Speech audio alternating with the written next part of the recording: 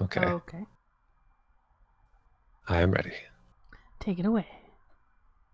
Kelsey is about to say something, but loses the words. She points at Damien.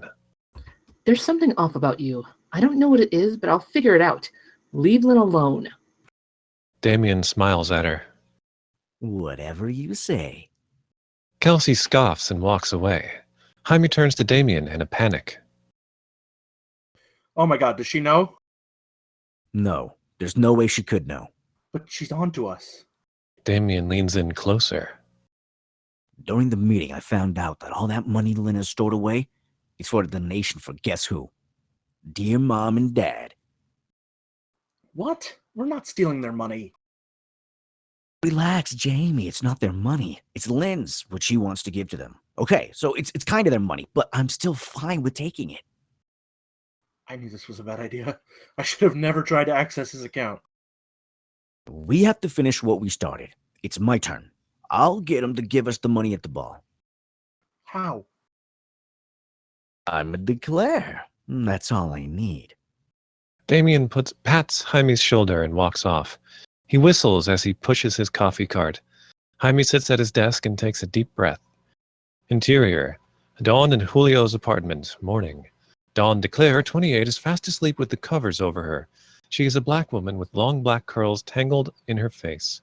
Julio Ramirez, 26, fully dressed, bends down to lightly kiss Dawn's cheek. He's tall, handsome, and in perfect shape. Dawn, you have to get up. She groans and turns from him. No, I'm sick. You're not sick. Why are we even going? It's a mess down there with internal affairs. We have to go. She turns to him, pulling back the covers. Fine. Moments later, Dawn emerges from the bedroom dressed in her work clothes. She finds Julio drinking a cup of coffee and looking through the mail. He holds up a white envelope. This came for you. He hands her the envelope and she groans again. No, no, no. I'm not dealing with this. What is it? It's that charity ball thing I was telling you about. The one my parents do every year to raise money for foster kids. Oh yeah, that's right. So why don't you want to go? Because I've been going ever since I was 8, and they expect me to give a speech every time. It's so boring. It's just a bunch of rich people drinking and talking about nothing. Just for 1 year, I want to ditch it. Then do it. It's not that easy. They're relentless. Last year, my brother didn't go, and it was the first time one of us didn't show up, and they were so passive-aggressive about it. They wouldn't stop mentioning him. Is he going this year? Probably not. He hates it. Then they won't be angry at just you, but, at him too. I'll figure this out later. Let's just get this over with. Julio puts his hands on Dawn's shoulders. Don't be nervous. You did nothing wrong. With a corruption scandal like this, interrogating every detective is completely normal. She pulls away from him and fidgets in place. I know. It's still stressful. I didn't really like Langston, but, I never thought he was dirty. You can never really know a person. He invited me to lunch once when I became a detective. Did you go? Nah, thought he was weird. You were right. It's too bad. We should go. Dawn grabs her purse and they head out the door. Interior, hospital clinic, morning. Marius Declare, 28, stands in front of his patient as she talks, but he isn't paying attention. Her voice is just white noise to him. He rubs his forehead. A migraine is coming on. He looks at his watch. Dr. Declare, are you even listening? Marius wakes up. He is a German man with light brown hair and wears a lab coat over a wrinkled dress shirt and a messy tie. Yes, I'm listening. Patient 45 is a soccer mom, the type you would see arguing with a waiter at Chili's for forgetting that she didn't want salt on her margarita. She sits on the examination bed. It's cancer, isn't it? I put my symptoms into that WebMD thingy, and I've got at least 3 different types of stomach cancers. Marius takes a deep breath. He eyes the pills in his pocket, resists the urge, then turns back to the patient. It's not cancer. haven't even x-rayed or MRI'd me for tumors yet. Oh Lord, does my insurance even cover all this? You don't need any of that. It's IBS.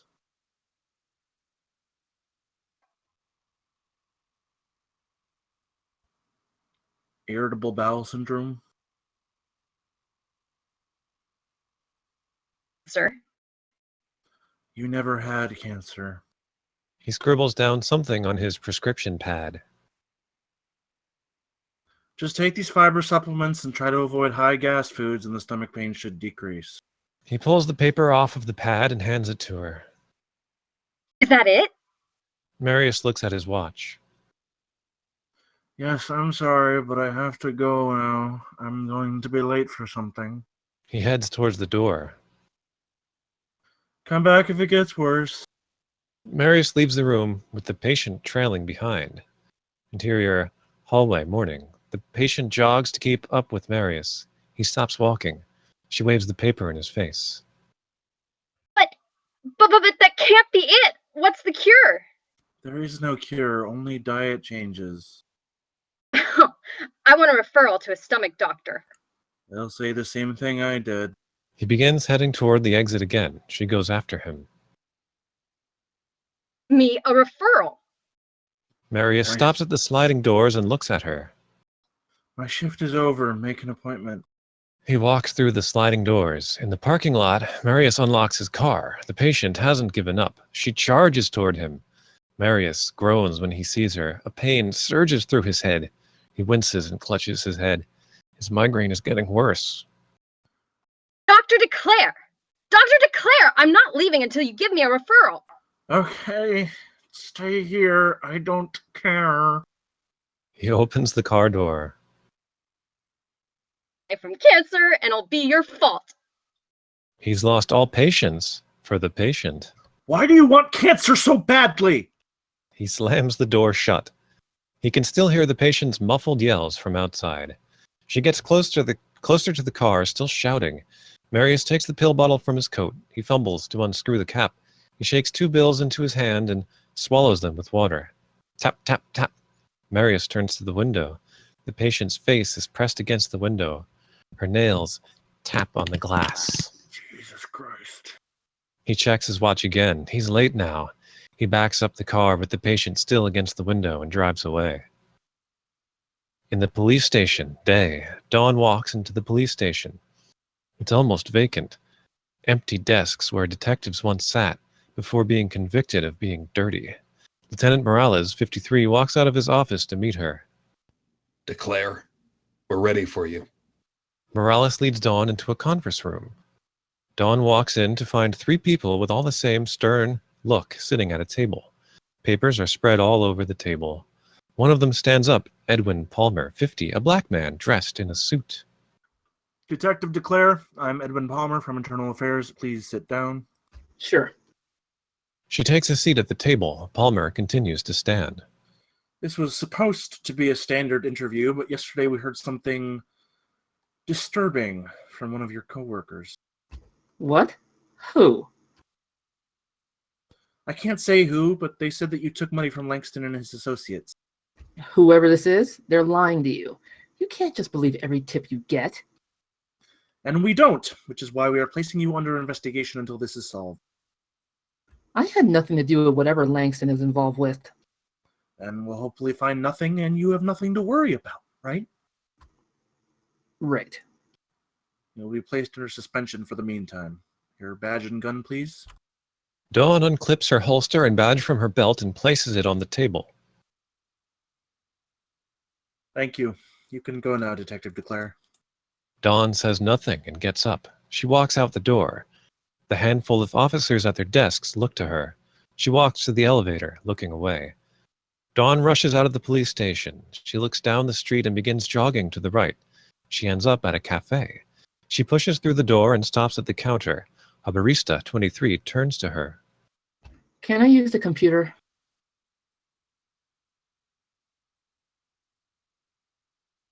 If you buy something. Dawn pulls out her wallet from her bag. Give me an iced tea. That'll be $2.99. She shoves the money at him. Here. Dawn takes the iced tea from him and hurries to the computer. She logs into her email with the username Underwood. There's mail from only one sender, Gary Langston. She deletes all the emails, then she deletes the email account. She takes a breath, staring at the monitor. Then she calmly stands up and leaves the cafe. Interior courtroom day. Sierra Wang, 29, checks the time on her phone. She is young-faced and pretty, but obviously tired with bags under her eyes, poorly concealed by makeup. She sits on the left side of the courtroom. I can't believe him. Her lawyer, Petrov, 40, checks his own watch. He paces in front of the desk. He turns to the lawyer on the other side of the courtroom. Lewis, 33, anxiously checks his phone for new messages. Judge Milan, 48, stares at Lewis, losing her patience. Lewis, is he coming or not? He said he was on his way. When did he say that? About 15 minutes ago. Of course. Your Honor, I'm so sorry. He always does this. Just shows how irresponsible he is. I've taken note, Miss Wang. Mr. Lewis, if your client doesn't show up in 5 minutes, I'm adjourning court. Right on cue, Marius bursts through the doors and into the courtroom. I'm here. I'm sorry. His lab coat is gone, and he is now wearing a suit jacket. Mr. Declairs, we've been waiting half an hour for you. I know. I'm sorry, Your Honor. He takes his seat next to Lewis. I had to deal with a patient. She has cancer and is quite delicate. That's such a lie. You aren't an oncologist. I diagnosed it. You diagnosed cancer? Yes, stomach cancer, in fact. I have my lunch break in an hour. Let's get this started. Mr. Petrov, Miss Wang's demands, please. Of course. He walks in front of Judge Milan. Miss Wang requests to have sole and full custody of Hunter Declairs Wang. She will allow Mr. Declairs weekly supervised visits until she feels that he is able to be alone with Hunter. Mr. Lewis.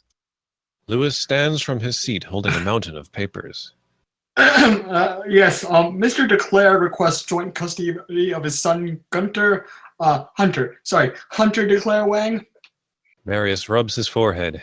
He feels a migraine coming on. Mr. Petrov, why shouldn't Mr. Declairs have joint custody? Well, Your Honor, he's a drug addict. Mrs. Wang also claims that he's an alcoholic. He has left Hunter home alone on several occasions. Mrs. Wang strongly believes that he's reckless and irresponsible and would only bring harm to Hunter's life. And until he is able to demonstrate he is responsible, he should be limited to supervised visits. Your response, Mr. Lewis? Lewis looks through his papers, desperately trying to find something.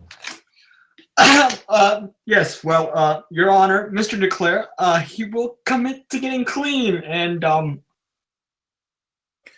What? No, what are you doing? Lewis turns back to him. This isn't in my notes. We talked about this. I'm not a drug addict. Mr. Lewis, is everything okay? Yes, just 1 second, Your Honor. What do I say? Motorcycle accident. I told you to tell this story. Motorcycle. He looks through his papers. I found it. Sorry. Your Honor, Mr. Declairs isn't a drug addict. You said he was going to get clean. Yes, I did. But you see, he needs the drugs. Marius groans. He needs the drugs? Let me explain. He reads off a piece of notebook paper. You see, Your Honor, 4 years ago, Mr. Declairs was in a motorcycle accident and suffered a serious concussion, which left him unable to smell and with chronic migraines. He's on medication for the migraines. May I ask what medication Mr. Declairs takes? Yes. Yes, of course. He looks through his messy notes again, chuckling nervously. Your Honor, it's Topiramate. It's for pain caused by damaged nerves. Thank you, Mr. Declair. Sierra whispers something to Petrov. He nods and turns to the judge. Your Honor, I understand that Mr. Declair has suffered a serious concussion, but that was 4 years ago. He's been taking topiramate for 4 years. He's built up a reliance on it. Without it, he gets migraines. It's a withdrawal symptom, not an actual injury. Marius looks at Sierra, but she stares straight ahead. Yes, that would make sense, Mr. Lewis. I rest, Your Honor. Do something. Very well. Court is adjourned for now, Mr. Lewis. I suggest you come prepared for testimonies next week.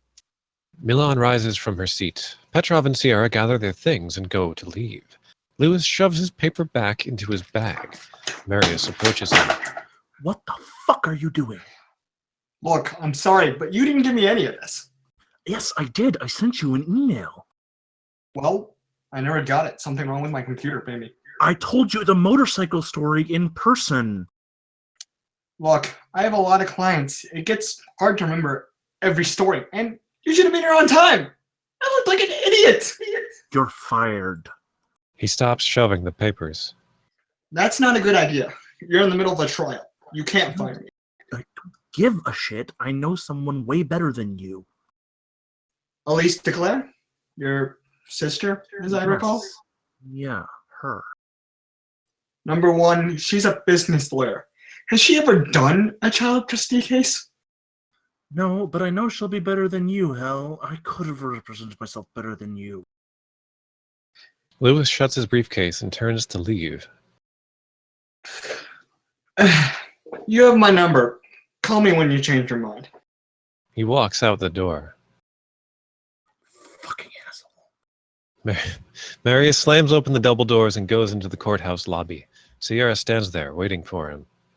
Marius. A withdrawal symptom? Really? Well, it is. You've been on pain medication for 4 years, and I know you write down your own prescriptions. And where did you get the alcoholic thing from?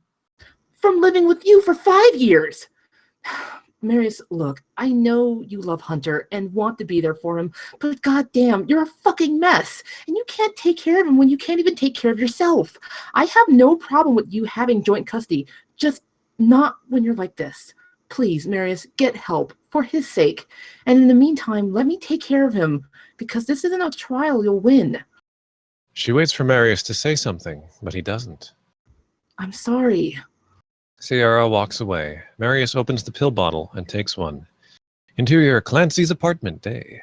We're back to the moment when Clancy opened her letter. She stands over it with a pen in hand. All had our reasons for going, none of them about the actual event itself. At the post office, Elise smiles as she lifts Tanvi to put the letter into the mailbox. Elise went for approval. At Savior's Cybersecurity, Jaime sits at his desk and checks the yes box. Of guilt.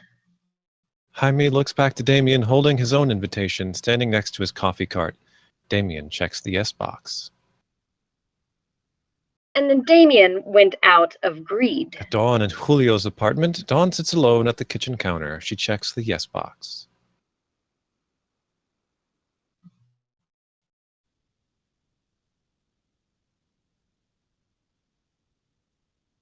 Marius sits at his desk back in his office at the hospital. He stares at the invitation, then checks the yes box. Fear of losing his son. In Clancy's apartment, Clancy is right where we left her, deciding whether to check yes or no. I was bored. I hadn't had a commission in weeks. I was running out of money and ideas, and I thought I could write an article about the ball. She checks the yes box. Even though I wouldn't have admitted it, I miss my family. Exterior Winsdale, Connecticut. Evening. Shots of the serene seaside town. We see waves crashing on the rocky shore. Where I was born and raised. We see white houses lined up one by one. been royalty for 4 generations. We see the outside of the Declare Resort, a large but quaint hotel on the shore. My great-grandfather opened a small inn when he immigrated from France. That small inn turned into a $1 million business. We see lights coming from the hotel. Guests in gowns and tuxedos arrive at the entrance. Valets scramble to take their keys. Clancy stands in the middle of the lobby. Her blue hair is pinned back and she wears a tulle dress. A pair of combat boots peek out from underneath her dress. To be invited to the Declare charity ball. An older couple approach Clancy with big smiles. Clancy Declare, darling, how are you? The wife kisses Clancy on the cheek without warning. I had no idea who those people were. I never did. Clancy forces a smile. Lovely party. Absolutely, your parents have really outdone themselves. I think your siblings are waiting for you in the lounge. So nice seeing you two again. You too, dear. Clancy walks away and her smile fades. Clancy strolls into the lounge to find her siblings gathered around drinking champagne. She smiles. She walks up to them and they explode with greetings.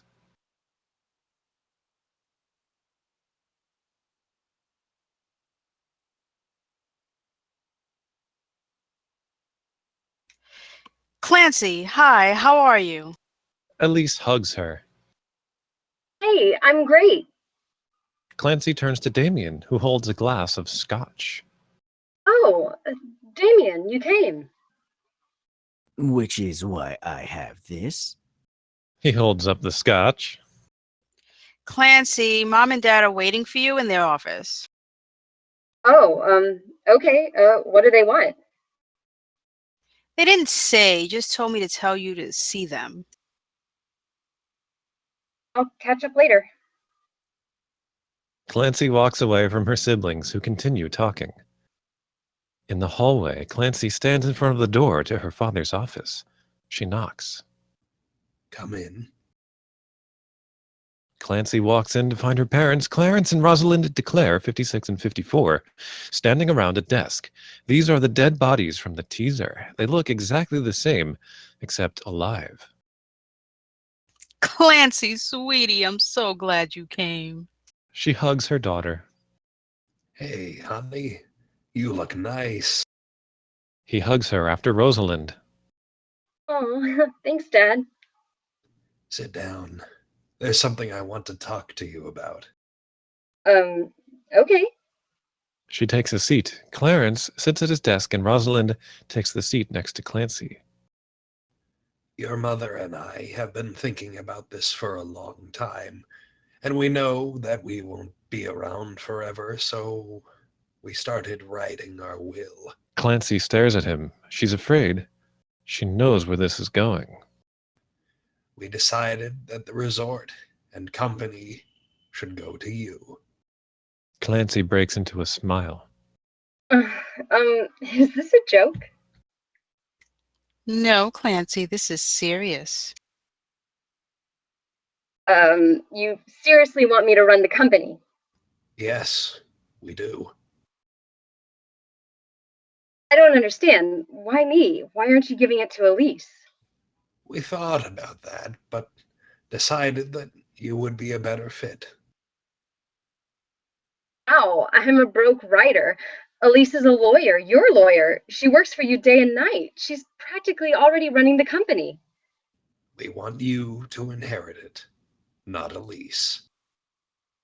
Why not Elise? Clancy, sweetheart, we love all our children, but we want to Declare to run the company. Yeah, but Elise is your daughter. You're our only child that's related to us by blood. We want the company to stay in the family.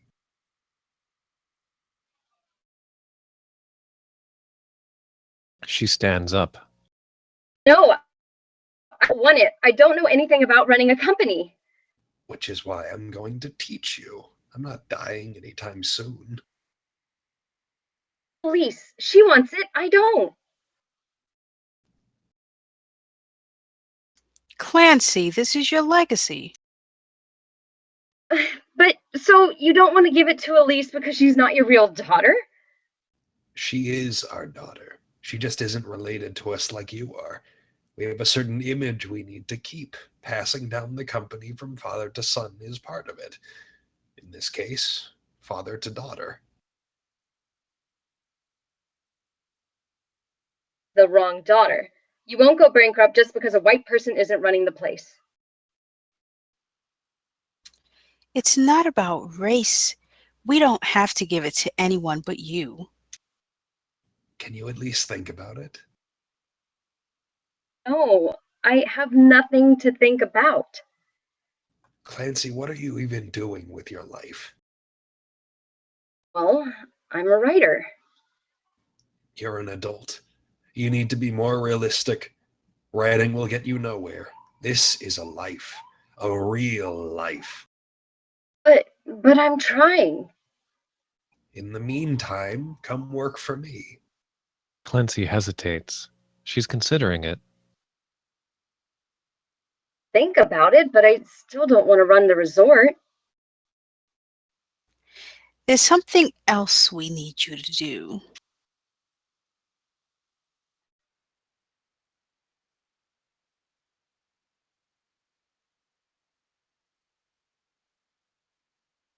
We want you to give a speech. Why? I never give a speech. Which is why we thought that for once you should. I don't have anything prepared. I wrote something for you, just a few guidelines. You can make it your own. Rosalind hands Clancy a thin stack of note cards. Just talk about what it was like growing up with adopted siblings. Okay. Okay, yeah, I can do that. She flips through the cards. Thank you, Clancy. Let's get to the party, shall we? Exterior Declare Resort Ballroom evening. Elise stands at the entrance, greeting each guest with a hello and a smile. Marius walks up to her. Elise, can I talk to you? Of course, what is it? She steps aside, but still keeps that greeting smile. Sierra wants full custody of Hunter, and now we're in the middle of a custody trial. Her smile fades. Jesus Christ, why didn't you tell me? She's almost offended he didn't call her. You already did my divorce trial. I didn't want to bother you. The lawyer I had was a joke. I'll do it. I'm going to pay you this time. No, you're not. Elise, you're already working full-time and have 2 kids. I can't let you do this for free. And I can't let my brother pay me. Thank you. You're the best. She smiles. I know. Damien and Jaime stand by the bar. Damien holds a fresh glass of scotch. Damien's eyes scan the party for one specific guest. Damien pats Jaime to get his attention. That's him. Where? Jaime looks to where Damien is looking at. Right there, next to the entrance. Ian Lin, 54, is greeted by Elise at the entrance of the ballroom. He's a Chinese man dressed in an extravagant dark blue tuxedo. Is the fake email ready? You should find that the money never made it to the Declare Foundation. I hope you know what you're doing. I only pretend I do. Damien finishes the last of his drink and walks off to find Lin. Jaime stays next to the bar. Ariel walks up next to the bar. He looks up at Jaime, who doesn't notice him. Jaime? Jaime looks up at him. Ariel, hi. I was hoping I'd see you here. I could never miss all this. Didn't know you were invited. It's my first time. Your uncle invited almost the entire sheriff's department. You still a coroner? Yep, still cutting into dead people. So, first impressions of the most exclusive party in Winsdale? Well, there are only three things to do: drink, donate, or socialize. I don't drink, I'm broke, and I don't know anybody here except for, my boss. You know me. Well then, guess we have to socialize now. Looks like it. Jaime smiles at him. Lynn sits alone at a table, sipping a glass of champagne, when Damien takes the seat next to him. Lynn looks at him, confused. Mr. Lin, hi, it's so nice to meet you. Who are you? My name is Damien Declair. You are Rosalind and Clarence's son. Well, adopted son, but yes. My dad and I are very close, and I've been working for him for a while now. And I know your company donated a large amount of money to my family's foundation, but there was a problem. What sort of problem?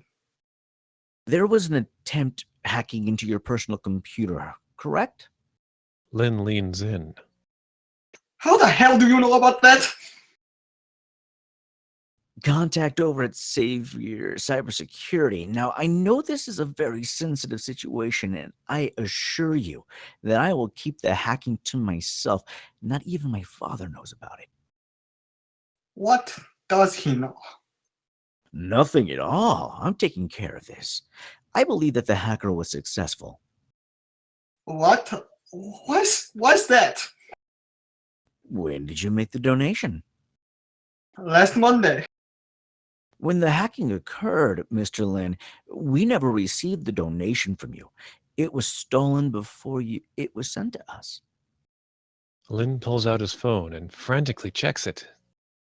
You're right. There's an email from Xavier. They've been securing my account and found that the money was supposed to be taken for the donation was taken out. Goddamn animals. You have to tell your father what happened so he doesn't think I didn't donate. But you will donate again, right? Yes, of course. First thing when I return to New York. We have to take some precautions then. I've set up a secure bank account just for you, monitored 24 hours. Your money will be safe there. Are you sure? Oh, I'm positive. You can ask my dad himself. All right, let me give you my personal number so you can direct me to the account. Damien hands him his phone and Lynn puts in his number. Thank you, Mr. Declairs. It's no problem. Enjoy your night, Mr. Lin. I will. Damien shakes Lynn's hand, then stands. He smiles at him one last time, then walks away. He looks at his phone to find a text message from Jaime. Meet me in the closet. Damien smiles at the irony. In the coat closet, Jaime sits on the floor in between the massive coats left in the closet. A laptop rests on his lap. The light from the monitor reflects off his glasses. Damien opens the door. Could you not find an empty room? What's wrong with this? Nothing. It's just been so long since we've been in the closet. He looks wistfully at the coats while Jaime just stares. Oh, I get it now. Gay, bi, closet. You're hilarious. Just try to appreciate the irony. Damien sits down next to Jaime, peering at the computer. Why are you looking at the account now? Lynn won't transfer the money until Monday. This isn't the fake account. It's the Declare Foundation account. Holy shit. How did you get into that? Clarence really needs to vary his passwords. Why is it empty? I don't know. That's what I found odd. I wanted to check how much Lynn donated so we could make sure they didn't fall short on the fake account, but then I found it completely empty. All the donations are gone. Maybe they just already sent the money to the foster homes or orphanages or wherever it goes. Yesterday was the last day to donate. The money is supposed to go to at least 20 different foster homes and orphanages. They couldn't have organized it that fast. Then where is it? I have no idea. You do realize this is sketchy as fuck, right? Yeah. He closes the laptop. The speeches are starting soon. And I still have to figure out what I'll say. You didn't prepare anything?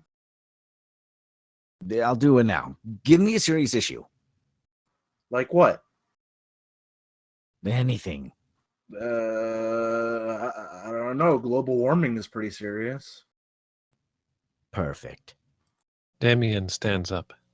I've got my speech. He leaves the closet. Jaime gets up and follows him. Damien and Jaime walk into the ballroom. Dawn walks up to them, dragging Julio along. Hey, I was looking for you guys. You found us.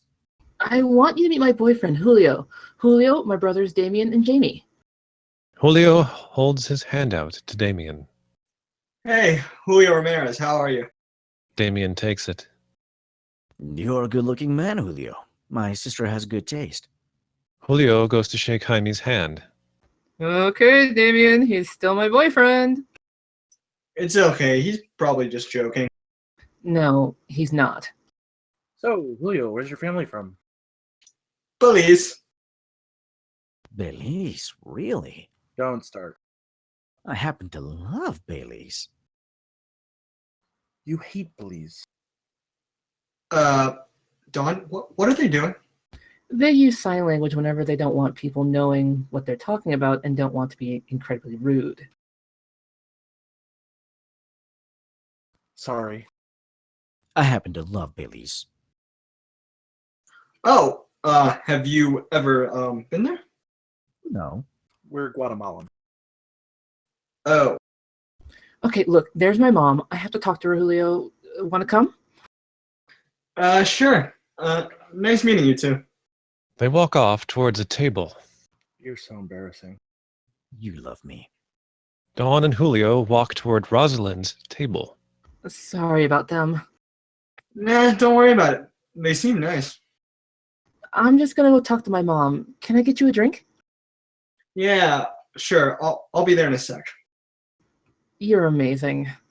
Julio walks away. Dawn turns to her mother. Rosalind sits drinking a glass of wine. Dawn takes the seat next to her.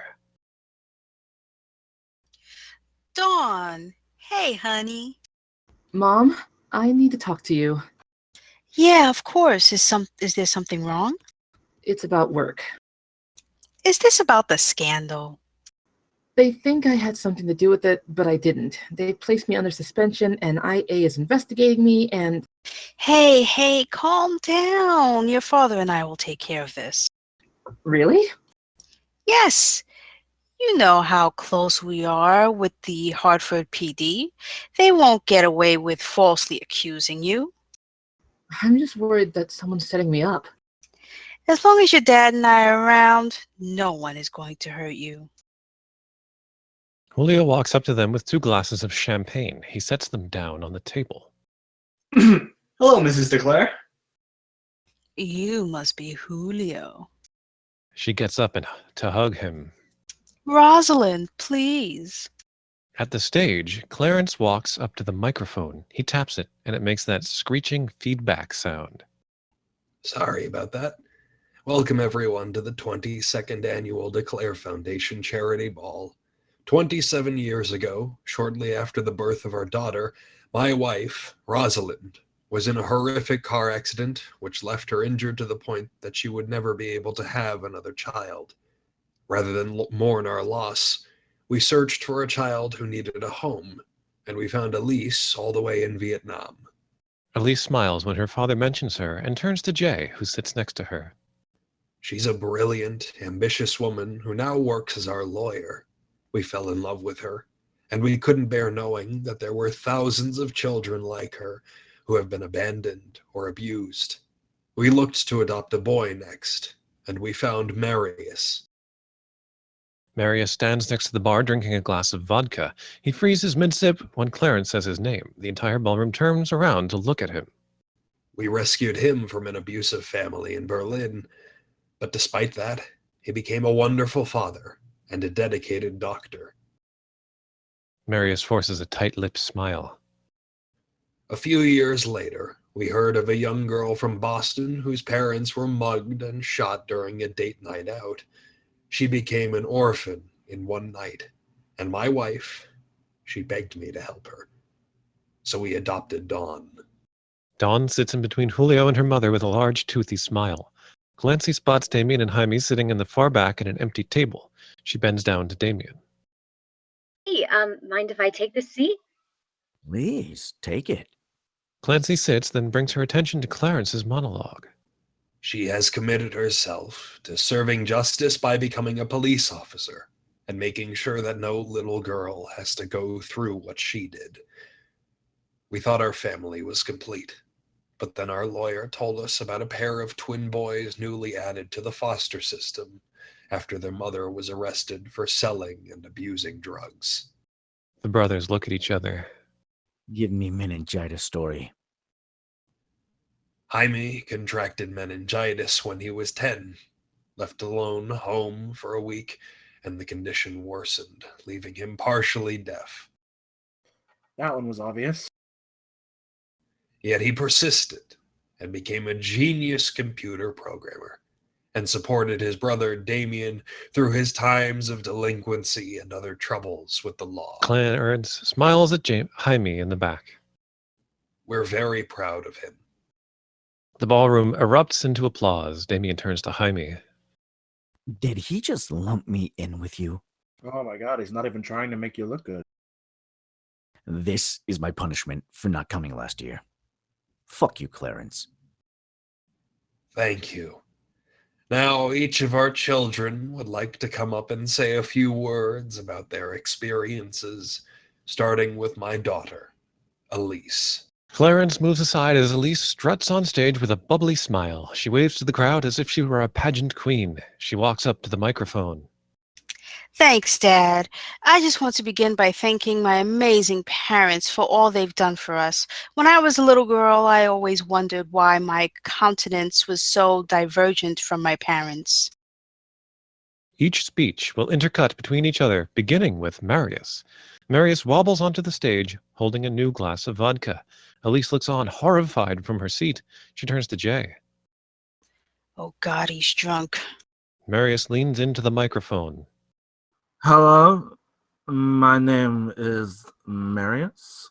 I am a doctor, and yes, I cure cancer. Clancy turns to her brothers. Oh my god, someone filmed this. On it. He pulls out his phone and begins recording Marius. Dawn walks onto the stage. She looks out into the crowd. Mahatma Gandhi once said, "You must be the change you wish to see in the world." And I think he was right. There are thousands of kids in foster care, so you should donate. It's a good cause. Thanks. She walks off the stage. Elise stares with wide eyes. Jaime walks onto the stage. Hi, my name is Jaime Declairs. I'm very happy to be here, and Damien walks onto the stage. I know we're all here for the kids, and that kids are important. But ladies and gentlemen, there is a more important issue in this world. Global warming. Elise keeps her wide smile on as she speaks. Being from a different culture had no ramification on the love and endearment my parents had for me and my siblings. They rescued me from a deleterious situation and welcomed me into a solicitous household. Jaime leans over to Damien and Clancy. can you understand what she's saying? Not at all. Yep, I'm as lost as you are. Good, it's not just me. Marius grabs the microphone off of its stand. This, He waves his finger around. all this is unnecessary. We can solve the foster system. Stop having kids. There's too many. Just stop. I have one. One is good. One is a good number. Jaime takes his glasses on and off. My parents are great. They made sure I knew sign language and got me hearing aids, and they were nice. Damien is now pacing around the stage, holding the microphone. Ice caps are melting. Polar bears are dying, yet we're still denying it. There is carbon poisoning in the air. By 2050, we'll all be in a Mad Max movie. The good one, not the Mel Gibson shit. Elise. Thousands of children are put up for adoption annually, so we need your aid to help assuage this epidemic. Thank you. Clancy leans over to Damien and Jaime. What? Assuage this epidemic is my new band name. They started laughing, and an older woman sitting at the table in front of them shushes them. It's okay, ma'am. We're Declairs. They break out laughing again. Marius. Just stop having sex. He pauses as a wave of nausea hits him. Elise runs on stage. She puts an arm around Marius and leads him off stage. She runs back on. Okay, thank you, Marius, for that. Jaime? Was it hard? Yes. Was it impossible? No. That's what matters, right? Trying. Yeah. Thank you. He walks off. The audience starts slowly clapping. Damien stands off far from the far back, clapping as hard as he can. Woo! Clancy stands up and joins him. Yeah, woohoo! Go, Jamie! Jaime. Damien. For God's sakes, when are we going to start listening to Leonardo DiCaprio? Huh? He used his only Oscar speech to warn us. Think about that and do something. Plant a tree. Good night. He puts the microphone back onto its stand and then walks off. End of montage. Clancy walks onto the stage. Hi, I'm Clancy Declair. I've never given one of these speeches before, but tonight I am. She flips through the note cards. My great-grandfather, Emmanuel Declair, opened the Declair Inn with his family when he was 25 years old. He always believed in hospitality and helping those in need. His tavern was always open to the homeless or the lost traveler who were in desperate need of a warm meal and a bed to sleep in. My parents, to this day, believe and follow his morals. They saw children who were lost in the world without a home or a loving family, and they saved them. Clancy looks up into the crowd. Elise attentively stares at her with a small smile. She looks back at her note cards. Growing up with my siblings taught me that no matter what country they come from, or what language they speak, or what they look like, everyone deserves love. Rosalind and Clarence look on with proud smiles. Related doesn't matter. It's our relationship that makes us family, and that is something that biology could never define. Clancy looks up at her parents. Then she looks at Elise. Bullshit. I can't do this. Clancy throws the cards down. My parents invite you all to show off how kind they are. And every year they go on about how proud they are of their adopted kids, how they're lawyers and doctors and police officers. They're not saviors. They just want you to think they are. All my life, they've paraded my siblings around like trophies, and I was jealous. I was actually jealous of them. Especially of Elise. I've always looked up to her. She's been with me my entire life. She was smart and pretty and nice, and I was none of those things. And I thought that my parents loved her more than me. It's silly, I know. She could never disappoint them. She was set to be their legacy, but they don't want her. They don't want a child that isn't theirs to run their empire. Me to inherit the company. Well, but why? I asked. Why the hell would you entrust me with your company? And it's because I'm a real Declair, they said. A blonde-haired, blue-eyed, bona fide Declair. They said that they had a specific image and that Elise didn't fit that image. How hard she worked, in the end, my sister could never please our parents. None of them could. They couldn't have kids, so this seemed like a good alternative, one that benefited them. Because, everyone loves an underdog story, and they've got 5 of them. But that's all they are to my parents, stories. Stories for them to tell you all, so hand over your money. But they're not stories. They're real people with dreams and fears, and they're not the perfect fucking cardboard cutouts that they try to sell you. Jesus. They're not and toy with so you can sell more hotel rooms, okay? They're my family. You made them my family, and I love them, which is why I had to say this. So I won't pretend with you anymore. I don't want your fucking company. I just want my parents. She takes a deep breath, then runs off stage, bursting through the nearest exit to outside. The ballroom falls silent. In the Declare house at night, Rosalind pours herself a full glass of wine on her kitchen counter. Clarence walks in, undoing his bow tie. She's not answering her phone. She lifts her glass. God, I can't believe she actually did that, and in front of all those people. Imagine what they must be thinking about us. We'll talk to Clancy, figure out what she wants. She just did it to get attention, and maybe we were neglecting her. She did say she was jealous. Clarence, do you think she knows about the money? What? No.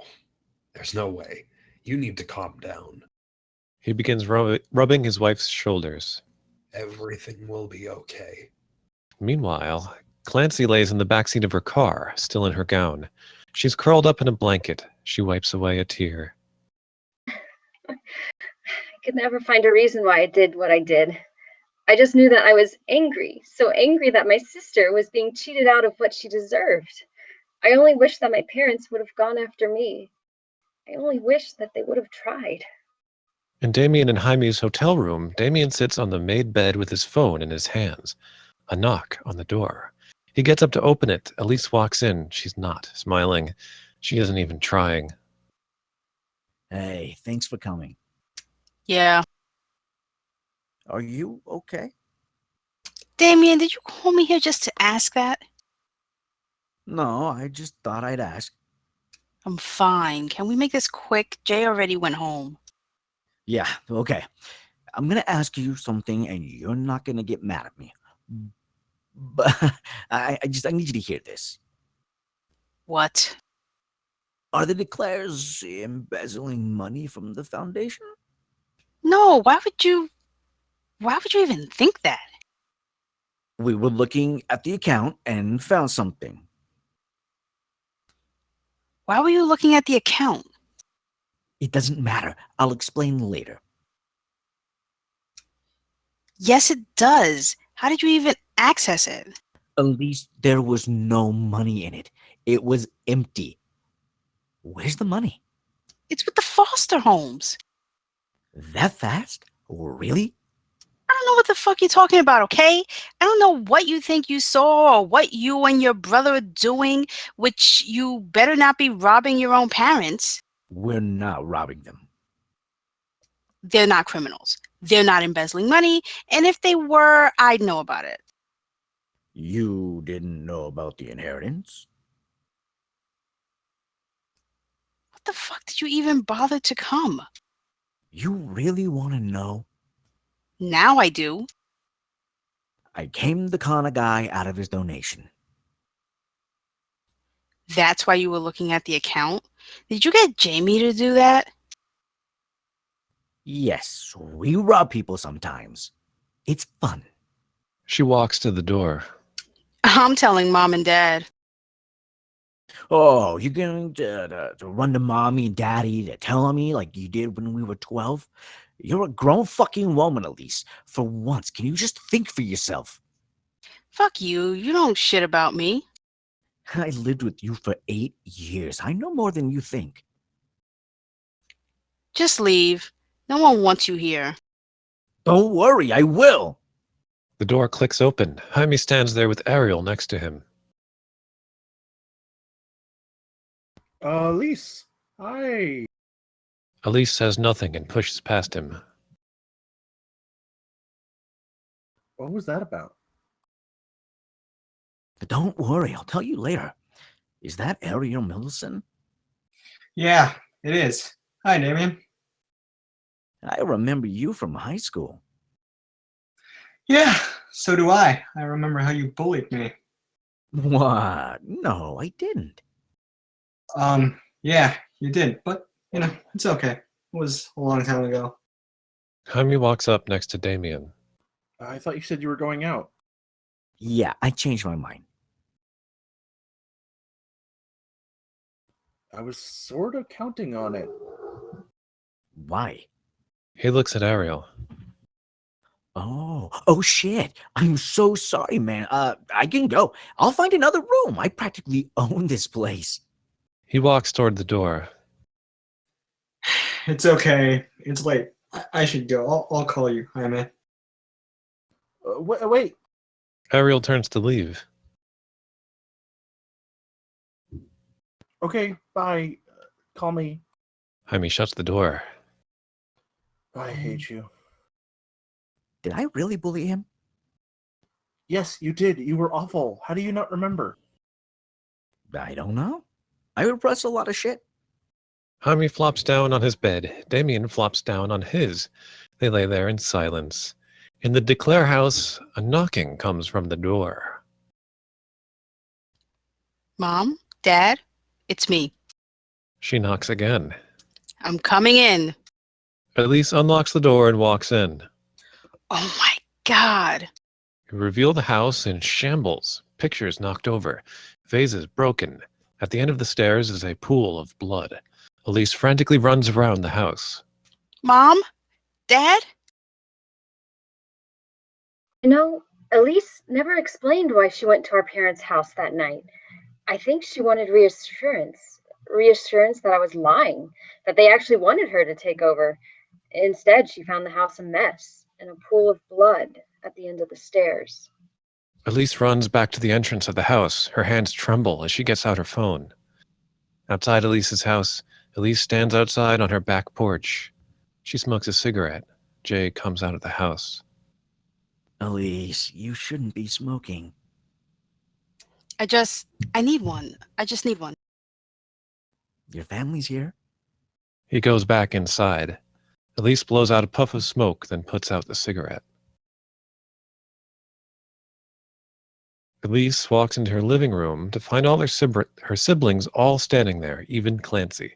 Dawn hugs her the second she sees her. I was so worried about you. Forget about me. She sinks into a chair. Our parents have been missing for 10 hours, which means that we still have a chance of finding them. Uncle Neil has organized search teams and deployed the entire sheriff's department. He's going to want to talk to us Why? to see if one of us knows something that can be useful. Marius stands with his head resting on his shoulder. I don't even remember last night. Well, at least we know you can still get drunk. What's that supposed to mean? Do you want me to spell it out for you, Marius? You have a drinking problem. I'm sorry. It's been a long night. She stands up. You should get some sleep. No, I'm okay. Elise's phone rings. She picks it up from the coffee table. It's Uncle Neil. She answers it. Hello? What is it? Her face falls. No, you made a mistake. I'm coming over there. She hangs up. Elise, what did he say? He's at the beach. We have to get to the shore now. She heads for the door. Yes. He said he thinks he found their bodies. Are they dead? At least the man knows his own brother. Elise picks up her car keys and leaves without a word. She's gonna kill herself if she drives. Elise! He goes after, and the rest follow. On the beach, the minivan comes to a halt in the middle of the parking lot. Elise falls out of the passenger seat. She runs onto the beach. Neil stands next to Zara. He sees Elise. He stops her from going any further. Elise? No, stay back. Where are they? Let me see them. Clancy and her siblings catch up to Elise at the beach. They all see the body bags being loaded off of the boat. They're gone. No! Elise sobs into Neil's shoulder, then lets herself fall. She's crying, but not like Elise. Marius walks up to Neil. How did they die? Not now, son. How did they die? They were killed. This makes Elise sob harder. Fuck. Marius sits down. He buries his face into his hand. Jaime and Damien stand there, unable to move. Clancy walks closer to the ocean. When I found out my parents were murdered, I didn't break down and sob like Elise or try to hold it all in like Marius. I was calm, and I knew that the grief and guilt would hit me, and it would hit me hard. Clancy looks back at her siblings. She takes a step closer to the ocean. Girl, I was proud to be a Declare. I loved the prestige and respect that came with it. I loved my big house and all my toys. And I loved feeling important. Clancy's shoes touch the water. Older, I started to hate the looks I got of envy or hate. I hated the attention. Clancy is ankle deep in the water. I wanted to be me. She's waist high into the water. Damien sees her and starts running towards her. Clancy? Clancy! Parents didn't want that. They didn't want me with colored hair and piercings and dating a girl. They wanted at least one real Declare. Her feet can no longer touch the ocean floor. I wanted to make them proud, but I knew I couldn't do that without losing who I was. Damien reaches the water. Shit! He runs in, fully clothed, forcing himself into the freezing water. It was too much. I just couldn't handle it. I just wanted it all to stop. I wanted the water to take me. Clancy's head goes under the water. Damien swims toward her. So, Clancy floats underwater. Her eyes are closed. She opens her mouth. Damien goes under. He pulls her up. Damien struggles to keep afloat while holding Clancy. He manages to drag her back to shore. He bends over, breathing hard. He looks over at Clancy. She lays on her side, coughing up water. She turns to him. The rest of the Declairs come running towards them. after that, I thought I would never want to drown again. I was mistaken.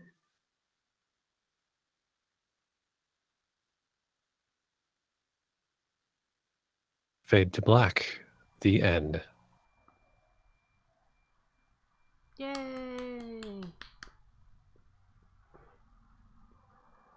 Yay. Yay! Yay. Nice.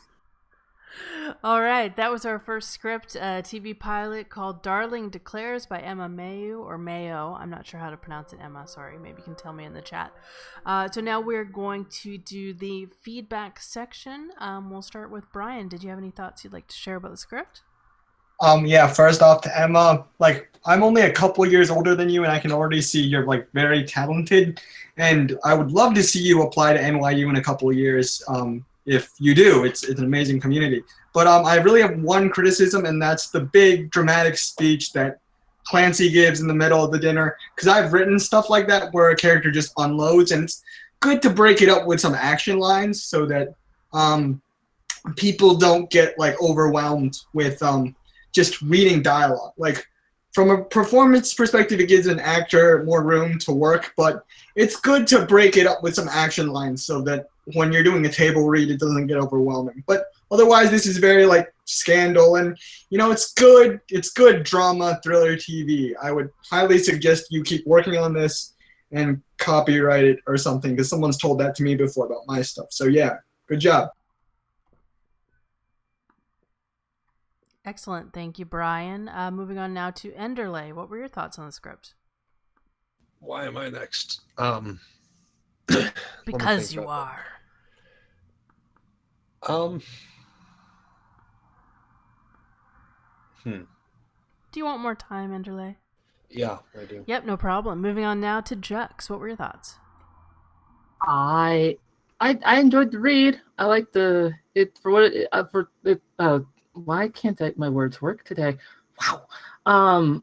I also agree with the Brian that where she's unloading, it would be good to have a little bit more action in between, or the words of different the siblings kind of talking and be like, wow, how long is this going to drag, and then just kind of offset it a little bit.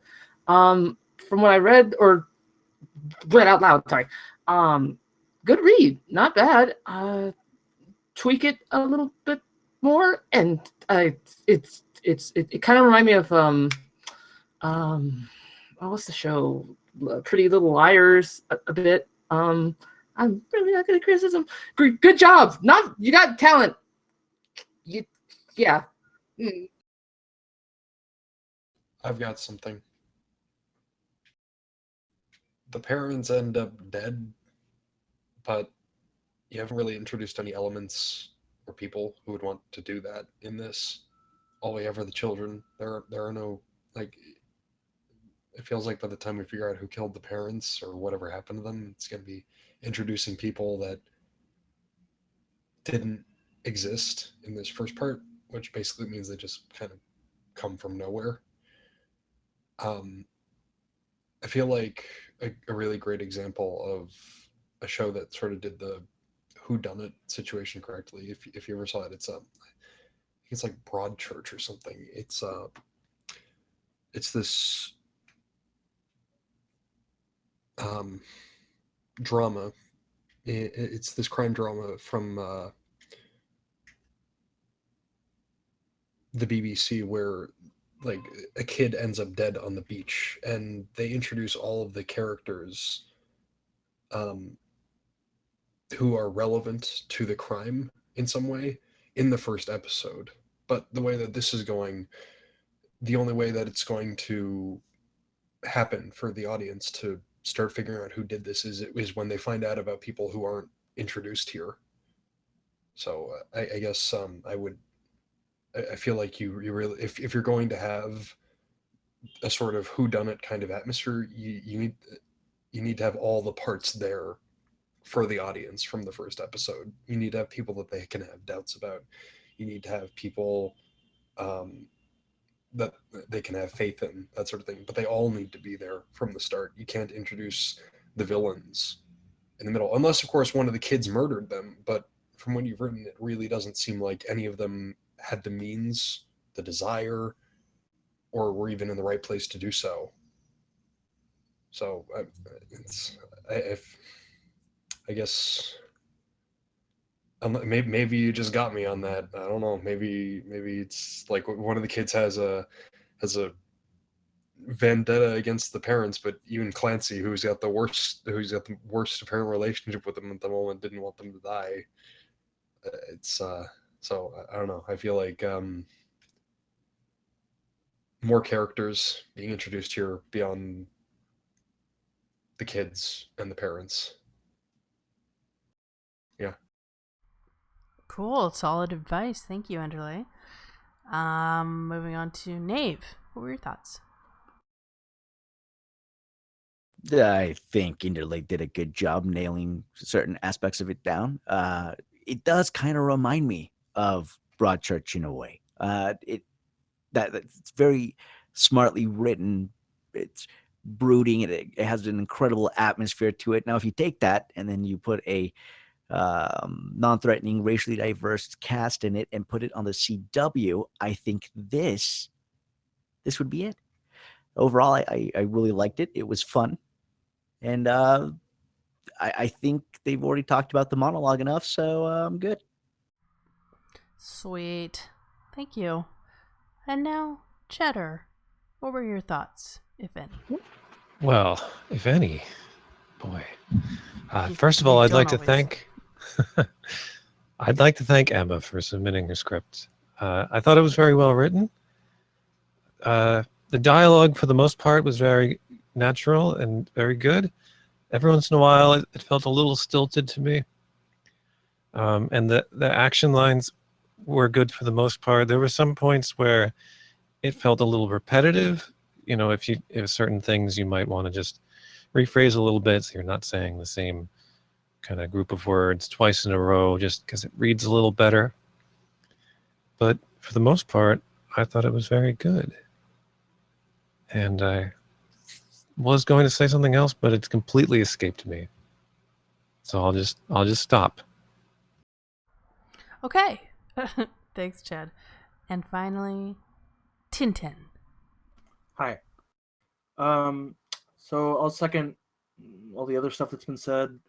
I feel like as far as the mystery half of it, I think there are chunks of the. I understand that this episode was the pilot was setting up the characters and the dead parents, but I think and like the family dynamic, but I think there's room to move some of the chunks of character introduction the into subsequent episodes. Like I think maybe Marius's lawyer scene is the first thing that pops up in my head. And obviously, you know what your plan is if you have one, but I think there needs to be more setting up of the rest of the world that they live in, because all we get is a focus on these 6 characters. And I think on a writing level, I agree again that the dialogue flows very nicely. I really liked a lot of it. I liked that there weren't a lot of as you know, we are related and this is our relationship. It felt pretty much like how these people would talk to each other. I think your action lines could use some trimming in general, and that might also help with making space for more setup. This is not the kind of show that I personally would watch, but I can totally see it being made. I can picture it 100% in my mind as coming on the TV. Is next up, Darling Declares. What will happen in this? And so it's you've got the tone down, I think 100%. Good job. Excellent. Thanks, Tintin. Well, I'm sure that's very encouraging for Emma. And yes, thank you again, Emma, for submitting your script to us, and best of luck with the script. What was that? Sorry, that too. Thank you. That's okay. All right. So that concludes the first script. We have one more coming up. It's called The Middle Ages. It's a comedy TV pilot by Michael Bryan.